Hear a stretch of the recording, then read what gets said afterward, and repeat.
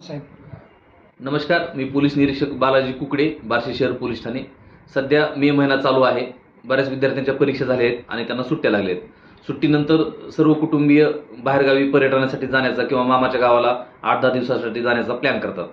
सर्व नागरिकांना माझं आव्हान असणार आहे की तुम्ही बाहेरगावी जात असताना तुमच्या घरातील मौल्यवान वस्तू ह्या लॉकरमध्ये ठेवावेत किंवा स्वतःसोबत घेऊन जावेत. त्याचप्रमाणे बाहेरगावी जात असताना किती दिवसासाठी चाललात असं शेजारच्यांना आणि पोलीस स्टेशनला कळवावं, जेणेकरून त्या ठिकाणी घरफोडी, चोरी असा काही गुन्हा घडणार नाहीत, त्याला प्रतिबंध घालता येईल. तरी सर्व नागरिकांनी याप्रमाणे कार्यवाही करावी.